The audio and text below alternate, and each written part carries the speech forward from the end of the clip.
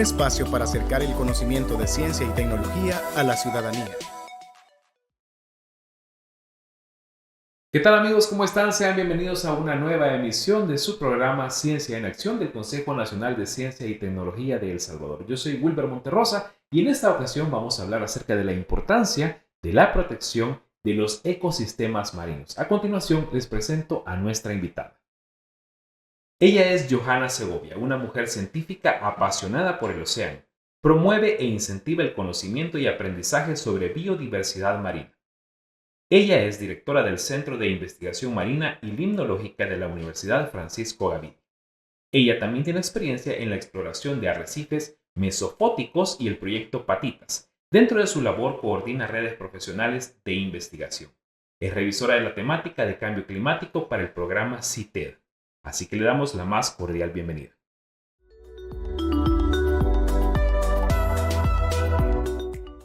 No, muchas gracias por invitarme. Es un placer estar acá compartiendo sobre temas costero-marinos. Muy bien, vamos a hablar justamente de eso, de la protección y la conservación de los ecosistemas marinos. Y empecemos por entender qué son los ecosistemas marinos. Bueno, podemos definir a los ecosistemas costero-marinos como aquellas áreas de transición entre tierra y mar. Y también hay que enfatizar que muchas veces creemos que ecosistemas costero-marinos abarcan solamente, digamos, agua y no es así. Los procesos que se dan justamente entre esta relación de dinámica terrestre con la dinámica del mar en la línea de costa es justamente lo que hace funcionar de la manera en que tenemos a los ecosistemas de esta línea costera. Sin embargo, también tenemos otros ecosistemas un poco más profundos, como son los del océano, ¿verdad? Que también son importantes y entran en dinámica entonces entre esta área más profunda, el área más somera y a veces incluso el impacto que viene de los ecosistemas terrestres lo tiene también hasta el océano. El propósito de este espacio del Consejo Nacional de Ciencia y Tecnología es acercar la ciencia y estos conocimientos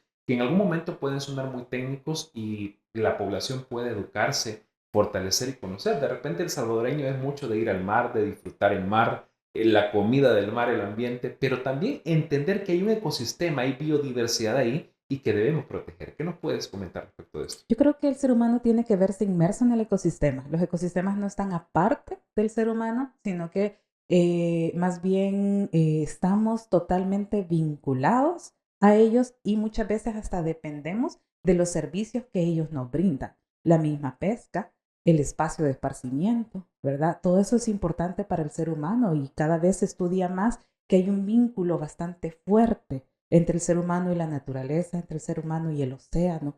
Incluso puede estar impactando lo que es el equilibrio emocional, ¿verdad? El poder estar relajados para llevar el día a día. También un buen ecosistema nos puede beneficiar en ese sentido, ¿verdad? Incluso también en la inspiración que pueden llegar a tener. Hemos visto mucho producto artístico, ¿verdad? Mucha expresión artística que está vinculada al océano, que está vinculada al mar, a la playa. Entonces, estos ecosistemas tienen mayor impacto del que creemos en nuestro día a día.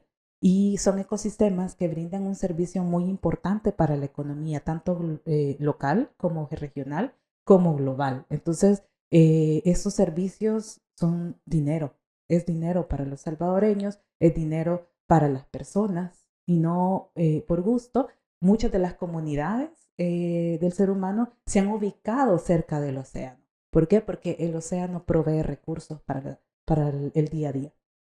En ese mismo sentido, el salvadoreño tiene esa ventaja de tener una costa amplia de más de 300 kilómetros de playa como tal, pero ¿qué características tiene la biodiversidad que tiene la costa salvadoreña? En la costa salvadoreña yo creo que todos vamos a estar de acuerdo en que es hermosa. Tenemos una gran diversidad de ecosistemas. Podemos ver playas, que generalmente son esos litorales arenosos. Podemos ver litorales rocosos. Podemos ver acantilados, arrecifes, bosques de coral, ya adentrándonos en el agua, ¿verdad? También podemos encontrar bosques de coral negro, jardines de gorgonias, las dunas quizá están un poco menos representadas, pero todavía podemos encontrar algunos sitios donde vemos vegetación de playa y quién no conoce los manglares, ¿verdad? Creo que en los últimos años ha recobrado cada vez más importancia porque hemos querido rescatar el hecho de que los manglares no son un basurero, más bien tienen una vital importancia en limpiar el agua que llega al océano. Entonces, tenemos una gran gama de ecosistemas, siendo un país muy pequeño, porque el litoral costero tiene 321 kilómetros lineales de costa. Eso es muy pequeño. De hecho, hay islas en el Pacífico tropical oriental que tienen esa misma dimensión, ¿verdad? Entonces, es una línea de costa pequeña, digamos angosta, pero con una diversidad de ecosistemas increíbles. Muchos de los ecosistemas que nosotros vemos acá están muy interrelacionados entre sí por esa misma angosta distancia entre ellos, pero en otros países tendríamos que recorrer muchísimo para poder verlos, ¿verdad? Tendríamos que movernos muchísimo desde la ciudad hasta la costa para poder lograr encontrarlos. Y aquí están sumamente cerca. Hablemos puntualmente de las especies que podemos encontrar, desde las conocidas hasta las menos conocidas que podemos encontrar en nuestro litoral salvadoreño. No, cada vez entre el paso de los años hemos encontrado incluso más biodiversidad para el país. ¿Por qué? Porque ha habido mucho tiempo en que no hemos dedicado estudios ni esfuerzo a trabajar sobre la biodiversidad marino-costera y del océano, ¿verdad? Entonces, ahora, en los últimos años, ha habido más esfuerzos de trabajo de investigación y hemos identificado muchas especies e incluso ecosistemas que no sabíamos que teníamos. Como, por lo menos mi cabeza estalla cuando yo pienso eso, porque ¿cómo es posible que no sepamos que tenemos un ecosistema después de tantos años de convivir con esos ambientes, ¿verdad? Y es porque el salvadoreño, y no solo el salvadoreño, sino que hay muchos países también en que no somos tan marinos. El mar lo vemos como un ambiente donde yo llego a vacacionar, a descansar, pero nunca lo pienso que es un hogar en dinamismo también allí, y donde nosotros llegamos a ser parte y estamos inmersos y tenemos también un impacto que puede ser positivo, pero también puede ser negativo en esos ecosistemas, ¿verdad? Entonces, si estamos hablando de manglares, quizá de los sitios más biodiversos dentro de la línea de costa están los manglares, los arrecifes. No solamente tenemos un arrecife de coral, tenemos arrecifes rocosos que son sumamente importantes para la región en temas de pesca. De hecho, los arrecifes rocosos sostienen mucha economía local en la región, no digamos en el país, ¿verdad? Que nosotros los podemos ver bastantes. Y luego otros ecosistemas que están muy aliados, digamos, a la dinámica económica, sobre todo en pesca, son los bosques de coral negro y los jardines de gorgonias. En estos sitios que son tan poco valorados porque no los vemos expuestos, sino que están bajo el agua y muy pocas personas tienen, digamos, las habilidades para poder bajar y poder observar estos ecosistemas, son diversos de una forma increíble, ¿verdad? Ahí podemos estar viendo corales, muchos invertebrados que pueden ir entre cangrejos, pepinos de mar, por ejemplo, equinodermos, podemos tener gorgonias, esponjas. Tenemos una gran cantidad de especies, tanto así que año con año hay reportes al registro de biodiversidad salvadoreña, ¿verdad? Entonces, eso quiere decir que todavía a esta altura no sabemos exactamente cuántas especies podemos llegar a tener. Hay algunas citaciones, algunas referencias bibliográficas en que dice que los cobanos tienen el potencial de llegar a tener de 100 hasta un poco más de especies, pero realmente no lo podemos saber porque no los tenemos registrados, digamos. Pero si estamos hablando de roles funcionales importantes dentro del ecosistema, estas especies pueden ir variando según el ecosistema, porque las especies tienen requerimientos ecológicos que deben de estar presentes para que esas especies se puedan desarrollar y ese ecosistema pueda funcionar. La mayoría de ecosistemas tiene especies dominantes que le dan cobijo a muchas otras especies más. Por ejemplo, en los bosques de manglar tenemos justamente las especies vegetales de manglar que son importantes. Pero también dentro de este ecosistema hay algunos sustratos rocosos que son importantes para los peces. Entonces, Cada ecosistema tiene sus particularidades y su riqueza de especies depende mucho justamente de qué tan saludable está, de qué especies dominantes tiene o qué impactos antrópicos puede estar sucediendo en el sitio. Me quedo con una frase que mencionaste. Nuestro mar, nuestra costa es un hogar dinámico. Me gustó mucho esa frase. Y como todo hogar está expuesto también de repente a peligros, a situaciones, a cambios. Y aquí vamos a entrar en el cambio climático. El cambio climático es una realidad, está reconocido, es algo que no podemos negar. En el caso de nuestra costa, de nuestro mar, ¿cómo está afectando ya el cambio climático y qué medidas se pueden tomar para, de alguna forma, ralentizar ese efecto?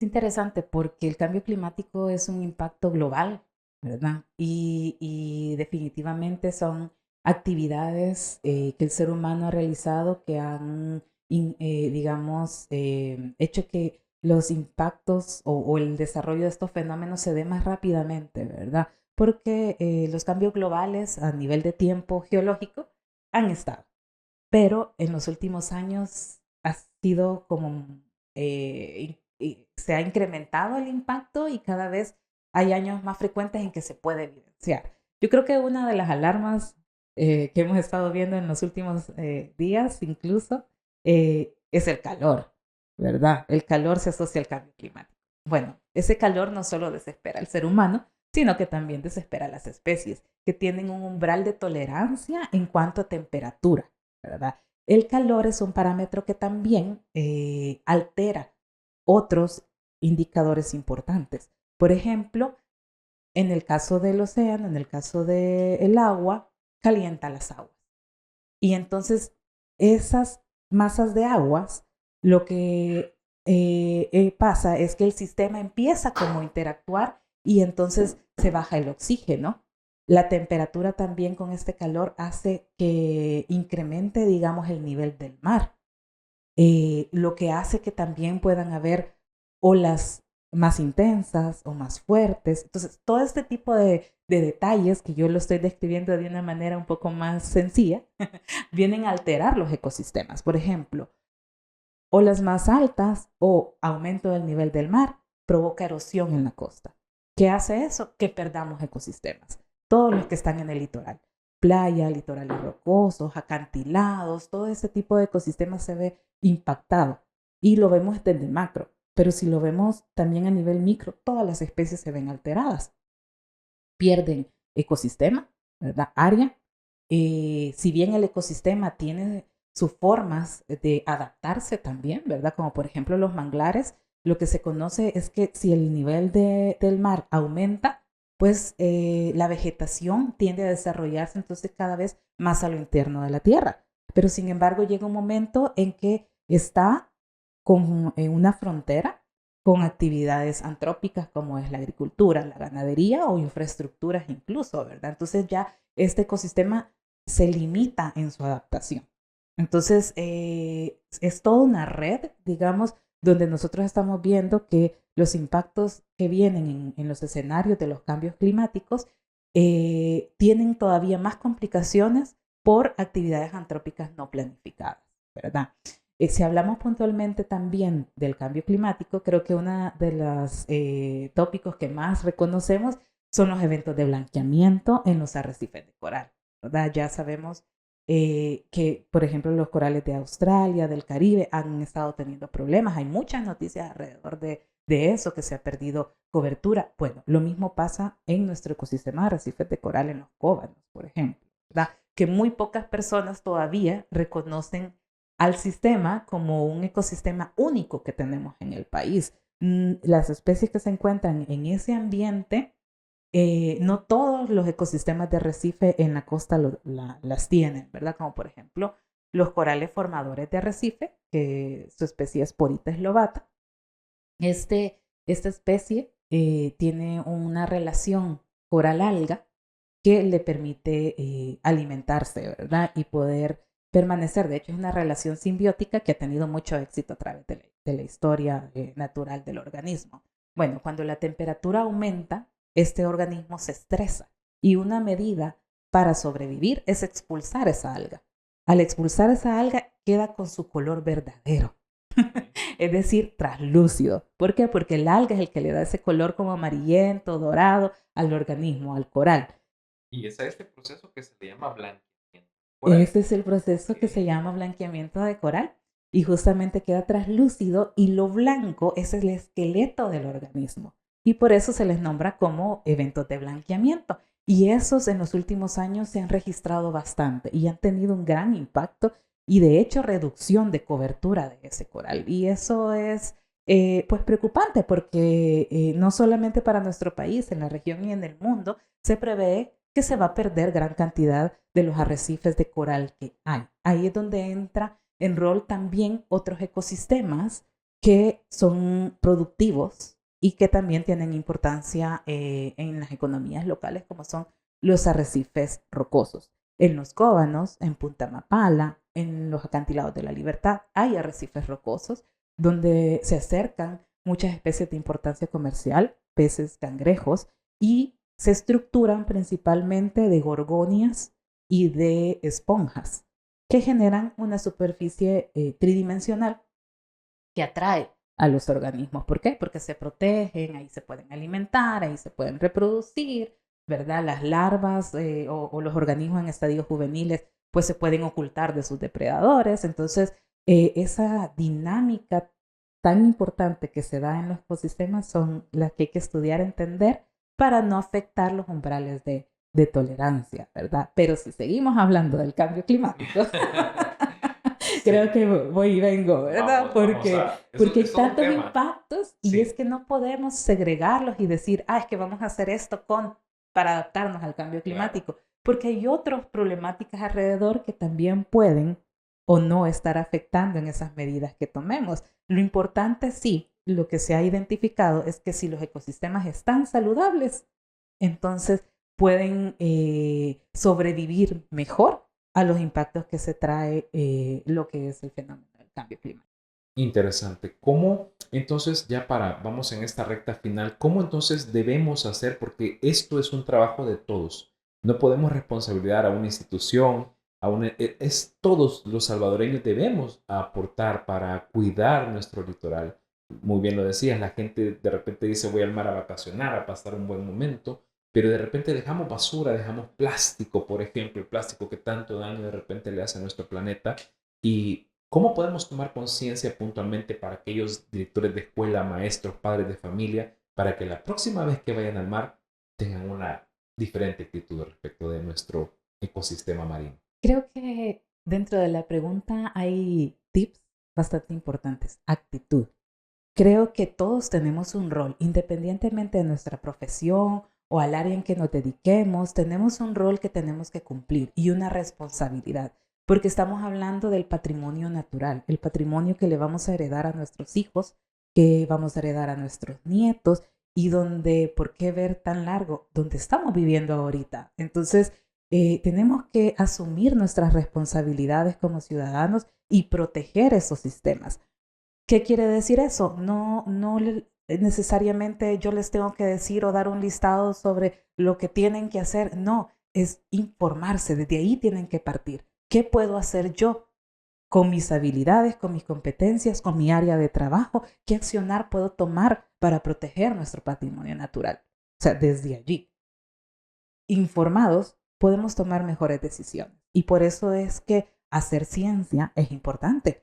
Porque sin conocimiento no hay buenas decisiones. Entre más conocimientos tengamos, mejor gestión podemos hacer. ¿Por qué? Porque comprendemos el dinamismo de los hogares, ¿verdad? Entonces, eso es sumamente importante. Saber qué recursos necesito para manejar ese hogar. Saber qué gestión tengo que hacer en esos recursos para que me dure, ¿verdad? Entonces, eso es importante. Hay problemas de accionar antrópico que tenemos que resolver, como por ejemplo la basura. Porque me van a decir, el plástico se utiliza para muchas cosas. Pero ¿cuál es el plástico que está dando más problemas para los ecosistemas? ¿Yo puedo regular mi consumo de ese plástico? Porque todo plástico que se degrade rápidamente, los organismos lo pueden captar. Todo plástico que yo utilice solo una vez, y que no dé un adecuado desecho de él o lo vuelva a utilizar. Hoy hay muchas tecnologías que permiten esto, ¿verdad? Reutilizar ese plástico va a impactar el ecosistema. Ya lo vimos en muchas de las playas, la acumulación de basura que se da cada vez que hay lluvias y las bocanas van barriendo, ¿verdad? Van trasladando todo lo que hay en la cuenca. Entonces, ¿qué quiere decir? No solamente cuando yo llego a vacacionar. Tengo que trabajar desde mi hogar, ¿verdad? ¿Qué puedo hacer para asegurar que mis desechos, que mis residuos se gestionen de una forma adecuada? Involucrarme. ¿Por qué? No solo es de consumir y botar. ¿Qué se hace eso que yo estoy desechando, ¿verdad? También tengo que involucrarme ahí y viene un rol incluso de exigir que si en el país los procesos no están bien, ¿cómo los podemos mejorar? Viene el rol de otras instituciones, pero también el ciudadano está inmerso en exigir que el patrimonio pues se resguarde, exacto, pero también de que mis propios desechos sean tratados con responsabilidad. Entonces ahí vienen todos los roles. Yo creo que es importante que si bien yo quiero conectar con los ecosistemas, cada vez que los visitemos, tenemos que respetar. Eso quiere decir no andar siguiendo fauna. Los organismos no todos necesitan un abrazo. Sí, no todos necesitan esa transmisión de cariño, ¿verdad? Tengo que comprender cómo es la dinámica del organismo. Yo he visto incluso fotografías en nuestro país donde hay, por ejemplo, buceadores intentando captar una buena fotografía, un buen video, siguiendo a los organismos. Eso, al igual que en los seres humanos, es acoso y es estrés para el organismo. Entonces, el respeto que yo debo de tener para el ecosistema que visito, para los organismos que yo estoy observando, tengo que contemplar la riqueza de la cual yo tengo oportunidad de registrar, ¿verdad? Y no alterarla. Creo que la conducta es algo importante, informarse, tomar acción, involucrarse. Más que yo ahorita decirles, no usen bolsa, recojan su basura. No, es el accionar. Porque ahí me voy a dar cuenta que es exactamente donde yo puedo aportar y cómo se tiene que trabajar para proteger esos sistemas. Hay algunos países, ya vamos cerrando con esto, que de hecho en sus alcantarillas ponen un rótulo, una leyenda que dice aquí comienza el mar. Y justamente habla de eso, de tener una actitud de la conservación de la biodiversidad es una responsabilidad de todos. Y eso pasa por informarnos, tener conciencia, pero también de accionar. Justamente. Incluso eso es cuando se va caminando, ¿verdad? No esperemos a que otros recojan nuestra basura en la calle, pero desde nuestra casa, ahí empieza. Muy bien, interesante frase con la que terminamos. Johanna Segovia, gracias por estar con nosotros en este espacio de Ciencia en Acción. Te invitamos para una segunda oportunidad porque es un tema realmente muy rico que estamos apenas tocando la orillita y que nuestra población salvadoreña necesita conocer más, comprenderlo mejor, ya que nos gusta tanto el mar, tenemos una playa preciosa en todo nuestro litoral, pero debemos cuidarlo y eso pasa por la responsabilidad de cada uno de nosotros. Así es, muchísimas gracias por la oportunidad de conversar y ir compartiendo, así que para mí va a ser un placer poder acompañarles en otra ocasión también. Perfecto, muchísimas gracias y gracias a ustedes por estar pendientes de Ciencia en Acción, un espacio del Consejo Nacional de Ciencia y Tecnología. Yo soy Wilber Monterrosa y lo espero en una próxima emisión.